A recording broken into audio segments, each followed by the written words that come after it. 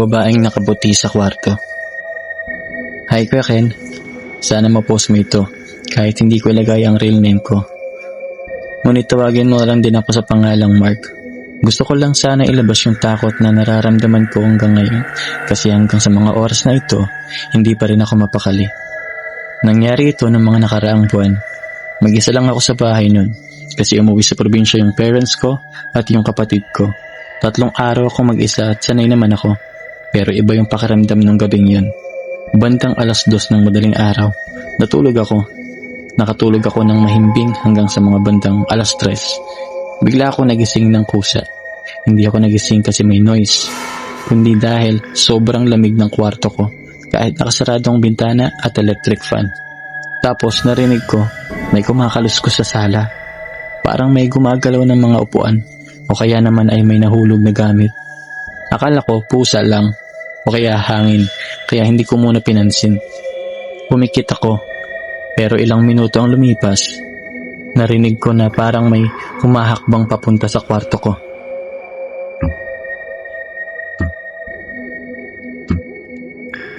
Dahan-dahan ang lakad, parang sinusukot yung sahig. Papalapit ng papalapit hanggang sa tumigil ito mismo sa may gilid ng pinto ko na nakabukas ng kaunti.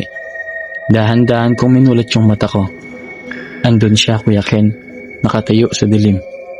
Isang babaeng nakaputi pero sobrang putla, parang papel na naninilaw. Pero ang nakakagulat at nakakatakot, wala siyang muka. Manipis lang yung mukha niya at walang mata, ilong o bibig. Nanigas ako sa kinahihigaan ko. Hindi ako makagalaw, hindi ako makasigaw. Parang may pumipigil sa katawan ko. Tinitigan niya lang ako na kahit wala namang mga mata. Tapos bigla, gumalaw yung mukha niya.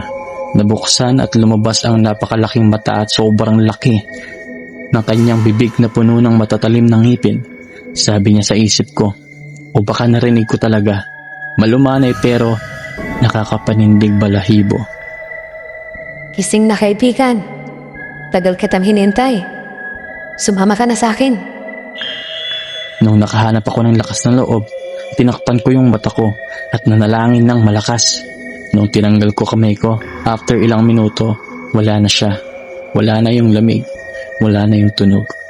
Pero Kuya Ken, hanggang ngayon tuwing gabi, kapag pinapatay ko ang ilaw, pakiramdam ko nandun pa rin siya, nakatayo sa gilid ng pinto, naghihintay lang na pumikit ako ulit. Grabe naman yung experience mo, Mark. Mabuti na lang at ligtas ka ngayon. Sana mawala na yung takot na nararamdaman mo at sana din hindi na siya bumalik. Kayong mga Lods, naniniwala ba kayo sa kwento ni Mark? O may sarili kayong kwentong gustong i-share? Kahit kaano kahaba o ka-creepy, isend nyo lang sa akin. O dito lang sa page at baka i-feature ko sa next video. Huwag kalimutang mag-ingat palagi, lalo na kung mag-isa lang kayo sa bahay at kabila. Ako nga pala si Kuya Ken, at hanggang sa muli. Good night, at paalala, huwag kang titingin sa dilim. Baka may nakatingin din pala sa'yo.